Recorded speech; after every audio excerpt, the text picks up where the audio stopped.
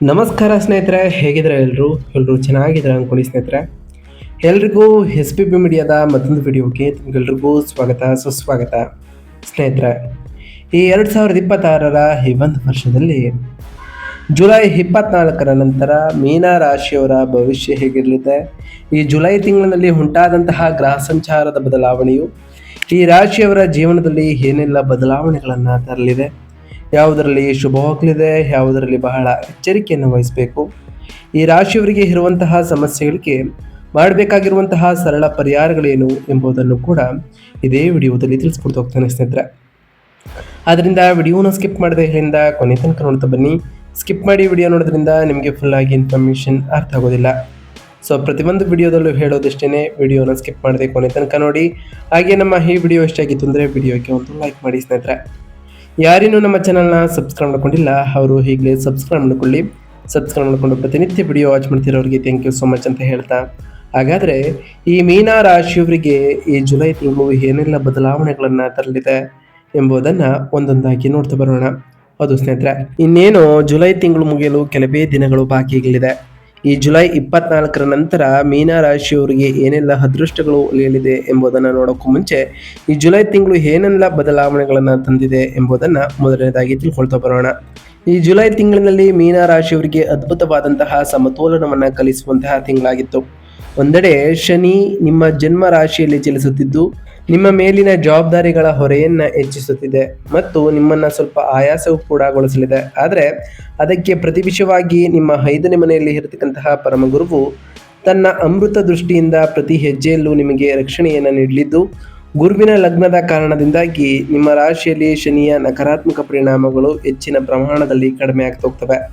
3ನೇ ಮನೆಯಲ್ಲಿ ಮಂಗಳನು ನಿಮಗೆ ಅಪ್ರತಿಮವಾದಂತಹ ಧೈರ್ಯ ಮತ್ತು ಆತ್ಮವಿಶ್ವಾಸವನ್ನು ಕೂಡ ನೀಡಲಿದ್ದು, ಇದೇ ತಿಂಗಳಿನಲ್ಲಿ ನೀವು ಹೊರಗಿನವರನ್ನು ಜಯಿಸಬೇಕಾಗಿಲ್ಲ. ಆದರೆ ನಿಮ್ಮ ಸ್ವಂತ ಭಯಗಳನ್ನು 6ನೇ ಮನೆಯಲ್ಲಿ ಕೇತು ನಿಮಗೆ ಯಾವುದೇ ಸಮಸ್ಯೆಗಳನ್ನು ಕೂಡ ಉಂಟು ಮಾಡುವುದಿಲ್ಲ. ಆದರೆ ನಿಮ್ಮ ಮನಸ್ಸಿನಲ್ಲಿ ಕೀಳಿರಿಮೆ ಮತ್ತು ಅನಾರೋಗ್ಯದ ಬಗ್ಗೆ ಅಜ್ಞಾತ ಭಯವು ಕಾಡಲಿದೆ. ನಿಮ್ಮನ್ನು ಶಾಂತವಾಗಿರುವುದಲು ಇದು ಬಿಡುವುದಿಲ್ಲ. ನೀವು ವಾಸ್ತವದಲ್ಲಿ ಬದುಕಲು ಒಗ್ಗಿಕೊಂಡ್ರೆ ಈ ತಿಂಗಳು ಬಹಳ ಸಾಕಷ್ಟು ಪ್ರಯೋಜನವನ್ನು ತರ್ತಾ ಬರ್ತದೆ ಈ ರಾಶಿಯವರಿಗೆ ಅಂತಲೇ ಹೇಳ್ಬೋದು. ಹಾಗಾದರೆ ಈ ಜುಲೈ ತಿಂಗಳಿನಲ್ಲಿ ಮೀನ ರಾಶಿಯವರಿಗೆ ಉಂಟಾದಂತಹ ಪ್ರಮುಖ ಗ್ರಹ ಸಂಚಾರಗಳೇನು, ಅವುಗಳ ಪ್ರಭಾವ ಹೇಗಿತ್ತು ಅನ್ನೋದ್ರ ವಿಚಾರಕ್ಕೆ ಬರೋದಾದ್ರೆ, ಮೊದಲನೇದಾಗಿ ಶನಿ ಗ್ರಹದ ವಿಚಾರಕ್ಕೆ ಬರೋದಾದ್ರೆ, 1ನೇ ಮನೆಯಲ್ಲಿ ಜನ್ಮ ರಾಶಿಯಲ್ಲಿ ಇರತಕ್ಕಂತಹ ಶನಿಯು ಈ ರಾಶಿಯವರ ಜೀವನದಲ್ಲಿ ದೈಹಿಕ ಆಯಾಸವನ್ನು ತರಲಿದ್ದಾರೆ. ಕೆಲಸದಲ್ಲಿ ವಿಳಂಬವೂ ಕೂಡ ಉಂಟಾಗಲಿದೆ. ಹೆಚ್ಚಿನ ಜವಾಬ್ದಾರಿಗಳು ಕೂಡ ಹೆಚ್ಚಾಗಲಿದ್ದು ನಿಮ್ಮ ಶಿಸ್ತು ಕೂಡ ಈ ಟೈಮ್ನಲ್ಲಿ ಹೆಚ್ಚಾಗಲಿದೆ ಅಂತಲೇ ಹೇಳ್ಬೋದು. ಇನ್ನು ಗುರುಗ್ರಹದ ವಿಚಾರಕ್ಕೆ ಬರೋದಾದರೆ, 5ನೇ ಮನೆಯಲ್ಲಿ ಶ್ರೇಷ್ಠ ಸ್ಥಾನದಲ್ಲಿ ಇರತಕ್ಕಂತಹ ಗುರು ಬೌದ್ಧಿಕ ಬೆಳವಣಿಗೆಯನ್ನು ತರಲಿದ್ದು ಉನ್ನತ ನಿರ್ಧಾರಗಳಲ್ಲಿ ಕೈಗೊಳ್ತಾ ಹೋಗ್ತೀರಿ. ಇಂದಿನ ಪುಣ್ಯಗಳ ರಕ್ಷಣೆಯು ಉಂಟಾಗಲಿದ್ದು ಹಠಾತ್ ಅದೃಷ್ಟವನ್ನು ಗುರುವಿನ ಸಂಚಾರದ ಸಮಯದಲ್ಲಿ ಕಾಣಲಿದ್ದೀರಿ. ಇನ್ನು ಮಂಗಳ ಗ್ರಹದ ವಿಚಾರಕ್ಕೆ ಬರೋದಾದರೆ, 3ನೇ ಮನೆಯಲ್ಲಿ ಇಡೀ ತಿಂಗಳು ಇರತಕ್ಕಂತಹ ಮಂಗಳನು ಅಪಾರವಾದಂತಹ ಧೈರ್ಯವನ್ನು ತರಲಿದ್ದು ಸಾಧನೆಯನ್ನು ಮಾಡ್ತಾ ಹೋಗ್ತೀರಿ. ಒಡ ಹುಟ್ಟಿದವರಿಂದ ಬೆಂಬಲವೂ ಕೂಡ ನಿಮಗೆ ಸಿಗಲಿದ್ದು ಸಣ್ಣ ಪ್ರವಾಸಗಳ ಲಾಭವನ್ನು ಕೂಡ ಕಾಣ್ತಾ ಬರ್ತೀರಿ. ಇದರಿಂದ ಸಾಕಷ್ಟು ಬದಲಾವಣೆಗಳನ್ನು ಈ ಜುಲೈ 24ರ ನಂತರವೂ ಕೂಡ ಕಾಣಲಿದ್ದೀರಿ. ಇನ್ನು ಕೇತು ಗ್ರಹದ ವಿಚಾರಕ್ಕೆ ಬರೋದಾದರೆ, 6ನೇ ಮನೆಯಲ್ಲಿ ಸಿಂಹ ರಾಶಿಯಲ್ಲಿ ಇಡೀ ತಿಂಗಳು ಇರತಕ್ಕಂತಹ ಕೇತು ಅನಾರೋಗ್ಯದ ಬಗ್ಗೆ ಅವಿವೇಕದ ಭಯವನ್ನು ತರಲಿದ್ದಾರೆ. ಕಡಿಮೆ ಸ್ವಾಭಿಮಾನ ಮತ್ತು ದೈನಂದಿನ ಜೀವನದಲ್ಲಿ ಬೇರ್ಪಡುವಿಕೆ ಕೇತುವಿನ ಸಂಚಾರದ ಸಮಯದಲ್ಲಿ ಉಂಟಾಗಲಿದೆ. ಇನ್ನು ಬುಧ ಗ್ರಹದ ವಿಚಾರಕ್ಕೆ ಬರೋದಾದರೆ, 5 ಮತ್ತು 4ನೇ ಮನೆಯಲ್ಲಿ ಬುಧನು ಈ ತಿಂಗಳು ಸಂಚಾರವನ್ನು ಮಾಡಲಿದ್ದು ಜುಲೈ 7ರಂದೆಯೇ ಆಲ್ರೆಡಿ ಪ್ರವೇಶವನ್ನು ಮಾಡಿರ್ತಕ್ಕಂತಹ ಬುಧನು ಮನೆಯಲ್ಲಿ ಸಂತೋಷದ ವಾತಾವರಣವನ್ನು ನಿರ್ಮಾಣ ಮಾಡಲಿದ್ದಾರೆ. ವ್ಯಾಪಾರ ಪಾಲುದಾರರೊಂದಿಗೆ ಉತ್ತಮವಾದಂತಹ ಸಂಬಂಧವನ್ನು ಕೂಡ ಅನುಭವಿಸ್ತೀರಿ. ಇನ್ನು ಸೂರ್ಯಗ್ರಹದ ವಿಚಾರಕ್ಕೆ ಬರೋದಾದರೆ, 4 ಮತ್ತು 5ನೇ ಮನೆಯಲ್ಲಿ ಸೂರ್ಯನು ಈ ತಿಂಗಳು ಸಂಚಾರವನ್ನು ಮಾಡಲಿದ್ದು ಜುಲೈ 16ರಂದು 5ನೇ ಮನೆಗೆ ಆಲ್ರೆಡಿ ಪ್ರವೇಶವನ್ನು ಮಾಡಿರ್ತಕ್ಕಂತಹ ಸೂರ್ಯನು ಗುರುವಿನೊಂದಿಗಿನ ಒಡನಾಟದಿಂದಾಗಿ ಸರ್ಕಾರ ಕೆಲಸದಲ್ಲಿ ಸಕಾರಾತ್ಮಕ ಮತ್ತು ಪ್ರಸಿದ್ಧಿಯನ್ನು ತರಲಿದ್ದಾರೆ. ಇನ್ನು ಶುಕ್ರಗ್ರಹದ ವಿಚಾರಕ್ಕೆ ಬರೋದಾದರೆ, 5 ಮತ್ತು 6ನೇ ಮನೆಯಲ್ಲಿ ಶುಕ್ರನು ಈ ತಿಂಗಳು ಸಂಚಾರವನ್ನು ಮಾಡಲಿದ್ದು ಜುಲೈ 4ರಿಂದ 6ನೇ ಮನೆಯಲ್ಲಿ ಸಿಂಹ ರಾಶಿಯಲ್ಲಿ ಸಂಚಾರವನ್ನು ಮಾಡತಕ್ಕಂತಹ ಶುಕ್ರನು ಈ ರಾಶಿಯವರ ಜೀವನದಲ್ಲಿ ಐಷಾರಾಮಿ ವಸ್ತುಗಳಿಗೆ ಅನಗತ್ಯವಾದಂತಹ ಖರ್ಚುಗಳನ್ನು ಕೂಡ ತರಲಿದ್ದಾರೆ. ಹಾಗೆ ಈ ಟೈಮ್ನಲ್ಲಿ ಮಹಿಳೆಯರೊಂದಿಗೆ ಮಾತನಾಡುವಾಗ ಎಚ್ಚರಿಕೆ ಅಗತ್ಯ ಅಂತಲೇ ಹೇಳ್ಬೋದು. ಇನ್ನು ಈ ರಾಶಿಯವರ ವೃತ್ತಿ ಮತ್ತು ಉದ್ಯೋಗದ ವಿಚಾರಕ್ಕೆ ಬರೋದಾದರೆ, ಉದ್ಯೋಗಿಗಳಿಗೆ 10ನೇ ಮನೆಯ ಅಧಿಪತಿಯಾಗಿರ್ತಕ್ಕಂತಹ ಗುರುವು ಉತ್ತುಂಗ ಸ್ಥಾನದಲ್ಲಿ ಇರಲಿದ್ದು ಲಗ್ನದತ್ತ ಮುಖ ಮಾಡಿರುವುದು ಅದ್ಭುತವಾದಂತಹ ಆಶೀರ್ವಾದ ಅಂತಲೇ ಹೇಳ್ಬೋದು. ಕಚೇರಿಯಲ್ಲಿ ನಿಮ್ಮ ಕಠಿಣ ಪರಿಶ್ರಮಕ್ಕೆ ಸರಿಯಾದಂತಹ ಮನ್ನಣೆಯೂ ಕೂಡ ದೊರೆಯುತ್ತದೆ. ಜನ್ಮದಿನದಂದು ಶನಿಗ್ರಹದಿಂದ ಕೆಲಸದ ಹೊರೆ ಹೆಚ್ಚಿದ್ರು 3ನೇ ಮನೆಯಲ್ಲಿ ಮಂಗಳನ ಧೈರ್ಯದಿಂದ ನೀವು ಎಲ್ಲ ಕೆಲಸವನ್ನ ಸಮಯಕ್ಕೆ ಸರಿಯಾಗಿ ಪೂರ್ಣಗೊಳಿಸ್ತಾ ಹೋಗ್ತೀರಿ.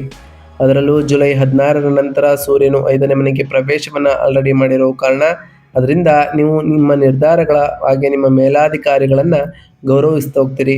ಬಡ್ತಿ ಅಥವಾ ವರ್ಗಾವಣೆಗಾಗಿ ಕಾಯುತ್ತಿರುವವರು ಸಕಾರಾತ್ಮಕವಾದಂತಹ ಫಲಿತಾಂಶಗಳನ್ನು ಕೂಡ ಪಡೆದುಕೊಳ್ತಾ ಹೋಗ್ತೀರಿ.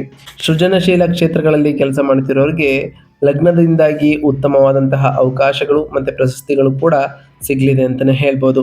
ಇನ್ನು ಈ ರಾಶಿಯವರ ವ್ಯಾಪಾರ ಮತ್ತು ಸ್ವಯಂ ಉದ್ಯೋಗವನ್ನು ಮಾಡುವವರಾಗಿದ್ದರೆ ಈ ರಾಶಿಯವರಿಗೆ ಹೇಗಿರಲಿದೆ ಅಂತ ನೋಡ್ತಾ ಬರೋದಾದರೆ, ಈ ಜುಲೈ ತಿಂಗಳು ಉದ್ಯಮಿಗಳಿಗೆ ಲಾಭದಾಯಕವಾಗಿತ್ತು. ಲಗ್ನದಲ್ಲಿರ್ತಕ್ಕಂತಹ ಶನಿಯು 7ನೇ ಮನೆಯಲ್ಲಿ ಇರುವುದರಿಂದ ವ್ಯವಹಾರ ನಿಧಾನವಾಗಿರ್ತದೆ, ಆದರೆ ಲಾಭದ ಕೊರತೆ ಇರೋದಿಲ್ಲ. ಜುಲೈ 7ರ ನಂತರ 7ನೇ ಮನೆಯ ಅಧಿಪತಿ ಬುಧ 4ನೇ ಮನೆಗೆ ಪ್ರವೇಶವನ್ನು ಮಾಡಿರೋ ಕಾರಣ ಈ ಜುಲೈ 24ರ ನಂತರವೂ ಕೂಡ ಮನೆ ಮತ್ತು ಕಚೇರಿ ಸ್ಥಳವನ್ನು ಖರೀದಿಸಲು ಹಾಗೆ ಹೊಸ ಒಪ್ಪಂದಗಳನ್ನು ಮಾಡಿಕೊಳ್ಳಲು ದಾರಿಯನ್ನು ಕೂಡ ಸೃಷ್ಟಿಯಾಗ್ತಾ ಹೋಗ್ತದೆ ಅಂತಲೇ ಹೇಳ್ಬೋದು. ಹಾಗೆ ಸಂಪತ್ತಿನ ಅಧಿಪತಿಯಾಗಿರ್ತಕ್ಕಂತಹ ಮಂಗಳ ಗ್ರಹವು 3ನೇ ಮನೆಯಲ್ಲಿ ಆಲ್ರೆಡಿ ಇರೋ ಕಾರಣ ನೀವು ಮಾರ್ಕೆಟಿಂಗ್ ಮತ್ತು ಸಂವಹನದ ಮೂಲಕ ಉತ್ತಮವಾದಂತಹ ವ್ಯವಹಾರವನ್ನು ಮಾಡ್ತಾ ಹೋಗ್ತೀರಿ. ಹಾಗೆ ಆಕ್ರಮಣಕಾರಿಯಾಗಿ ಪ್ರಚಾರವನ್ನು ಕೂಡ ಮಾಡಲಿದ್ದೀರಿ. ಕೇತು 6ನೇ ಮನೆಯಲ್ಲಿ ಇರೋ ಕಾರಣ ನಿಮ್ಮ ಪ್ರತಿಸ್ಪರ್ಧಿಗಳು ನಿಮ್ಮನ್ನು ಮೀರಿಸಲಿದ್ದಾರೆ ಎಂಬ ಕೇಳಿರಿಮೆ ನಿಮಗೆ ಕಾಡುತ್ತದೆ ಅಂತಲೇ ಹೇಳ್ಬೋದು. ಅವರ ಬಗ್ಗೆ ಯೋಚಿಸುವುದನ್ನು ನಿಲ್ಲಿಸಿ ನಿಮ್ಮ ಕೆಲಸದ ಬಗ್ಗೆ ನೀವು ಗಮನವನ್ನು ಕೊಡ್ತಾ ಬನ್ನಿ. ಇದು ನಿಮ್ಮ ಕೆಲಸವನ್ನು ಉತ್ತುಂಗಕ್ಕೆ ಏರಿಸಲಿದೆ, ಹಾಗೆ ಉತ್ತಮವಾದಂತಹ ಯಶಸ್ಸನ್ನು ಕೂಡ ತರಲಿದೆ. ಇನ್ನು ಈ ರಾಶಿಯವರ ಆರೋಗ್ಯ ಮತ್ತು ಯೋಗಕ್ಷೇಮದ ವಿಚಾರಕ್ಕೆ ಬರೋದಾದರೆ, ಆರೋಗ್ಯದ ವಿಷಯದಲ್ಲಿ ಈ ಮೀನ ರಾಶಿಯವರಿಗೆ ತಮ್ಮ ಮನಸ್ಸಿನೊಂದಿಗೆ ಹೋರಾಡಬೇಕಾದಂತಹ ತಿಂಗಳು ಈ ಜುಲೈ ತಿಂಗಳಾಗಿತ್ತು. ಅದರಲ್ಲೂ ಶನಿ ಲಗ್ನದಲ್ಲಿ ಇರೋ ಕಾರಣದಿಂದಾಗಿ ಕೀಲು ನೋವು, ದೈಹಿಕ ಆಯಾಸ ಮತ್ತು ಆಯಾಸ ಸಾಮಾನ್ಯವಾಗಿ ಇದ್ದೇ ಇರಲಿದೆ. ಗುರುವಿನ ನಿರ್ದೇಶನದಿಂದಾಗಿ ಯಾವುದೇ ದೊಡ್ಡ ಜೀವ ಬೆದರಿಕೆ ಪರಿಸ್ಥಿತಿಯು ನಿಮಗೆ ಇರೋದಿಲ್ಲ. ಆದರೆ ನಿಜವಾದ ಸಮಸ್ಯೆ ಏನೆಂದರೆ 6ನೇ ಮನೆಯಲ್ಲಿರ್ತಕ್ಕಂತಹ ಕೇತುವಿನಿಂದ ಬರಲಿದೆ. ನೀವು ಅನಾರೋಗ್ಯದಿಂದ ಬಳಲದಿದ್ದರೂ ನನಗೆ ಗಂಭೀರ ಕಾಯಿಲೆ ಇದೆ ಎಂಬ ಅಭಾಗಲಬ್ಧವಾದಂತಹ ಭಯ ನಿಮ್ಮನ್ನು ಎಚ್ಚರಿಗೊಳಿಸಲಿದೆ. ನಿಮಗೆ ಸಣ್ಣ ತಲೆನೋವು ಬಂದರೂ ಸಹ ನೀವು ಇಂಟರ್ನೆಟ್ನಲ್ಲಿ ಹುಡುಕ್ತೀರಿ ಮತ್ತು ಭಯವನ್ನು ಪಡುತ್ತಾ ಹೋಗ್ತೀರಿ. ಈ ಕಡಿಮೆ ಸ್ವಾಭಿಮಾನದ ಭಾವನೆಯು ನಿಮ್ಮ ಮಾನಸಿಕ ಶಾಂತಿಯನ್ನು ಹಾಳು ಮಾಡುತ್ತದೆ. ಅಲ್ಲದೆ 12ನೇ ಮನೆಯಲ್ಲಿರ್ತಕ್ಕಂತಹ ರಾಹು ನಿದ್ರಾಹೀನತೆಗೆ ಕಾರಣವೂ ಕೂಡ ಆಗ್ಬೋದು. ಸಕಾರಾತ್ಮಕ ಚಿಂತನೆಯನ್ನು ಅಭ್ಯಾಸ ಮಾಡ್ಕೊಳ್ತಾ ಬನ್ನಿ. ಇದು ಕೂಡ ನಿಮ್ಮ ಜೀವನದಲ್ಲಿ ಬಹಳಷ್ಟು ಬದಲಾವಣೆಗಳನ್ನು ತರಲಿದೆ ಅಂತಲೇ ಹೇಳ್ಬೋದು. ಇನ್ನು ಕುಟುಂಬ ಮತ್ತು ವೈಯಕ್ತಿಕ ಸಂಬಂಧಗಳ ವಿಚಾರಕ್ಕೆ ಬರೋದಾದರೆ, ಕುಟುಂಬ ಜೀವನವು ತುಂಬ ಆಹ್ಲಾದಕರವಾಗಿ ಇರಲಿದೆ. 5ನೇ ಮನೆಯಲ್ಲಿನ ಶ್ರೇಷ್ಠ ಅಧಿಪತಿಯು ಮನೆಯಲ್ಲಿ ಮಕ್ಕಳ ಮೂಲಕ ಸಂತೋಷವನ್ನು ತರಲಿದ್ದಾರೆ. ಅವರು ಸಾಧಿಸುವಂತಹ ಯಶಸ್ಸುಗಳು ನಿಮಗೆ ಹೆಮ್ಮೆಯ ಮೂಲವಾಗಿ ಇರಲಿದೆ. ಮಕ್ಕಳಿಲ್ಲದವರಿಗೆ ಈ ಸಮಯದಲ್ಲಿ ಮಕ್ಕಳನ್ನು ಪಡೆಯುವಂತಹ ಸಾಧ್ಯತೆಯೂ ಕೂಡ ಇರಲಿದೆ. ಲಗ್ನದಲ್ಲಿರುವ ಶನಿಯು ನಿಮ್ಮನ್ನು ಸ್ವಲ್ಪ ಗಂಭೀರವಾಗಿ ಮತ್ತು ಕಟ್ಟುನಿಟ್ಟಾಗಿ ಕಾಣುವಂತೆ ಮಾಡುತ್ತದೆ. ಇದು ನಿಮ್ಮ ಸಂಗಾತಿಯಿಂದ ತಪ್ಪು ತಿಳುವಳಿಕೆಗೆ ಕಾರಣವಾಗಬಹುದು. ನೀವು ಪ್ರೀತಿಯನ್ನು ಮಾತಿನ ಮೂಲಕ ವ್ಯಕ್ತಪಡಿಸಿಕೊಳ್ತಾ ಬನ್ನಿ.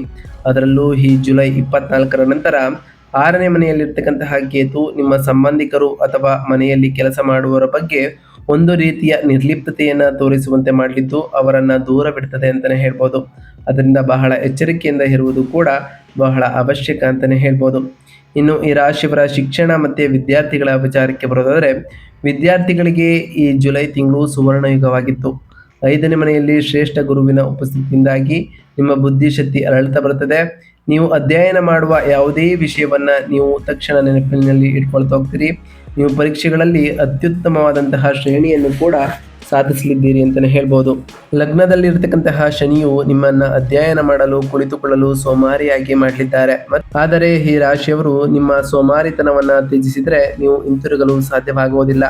ಉನ್ನತ ಶಿಕ್ಷಣಕ್ಕಾಗಿ ವಿದೇಶಕ್ಕೆ ಹೋಗಲು ಬಯಸುವವರು ಕೂಡ ತಮ್ಮ ವೀಸಾ ಕೆಲಸವನ್ನು ಪೂರ್ಣಗೊಳಿಸ್ತಾ ಹೋಗ್ತೀರಿ. 12ನೇ ಮನೆಯಲ್ಲಿ ರಾಹು, 5ನೇ ಮನೆಯಲ್ಲಿ ಗುರು ಇರೋ ಕಾರಣ ಸಾಕಷ್ಟು ಬದಲಾವಣೆಗಳನ್ನು ಈ ರಾಶಿಯವರ ಜೀವನದಲ್ಲಿ ತರಲಿದ್ದಾರೆ ಅಂತಲೇ ಹೇಳ್ಬೋದು.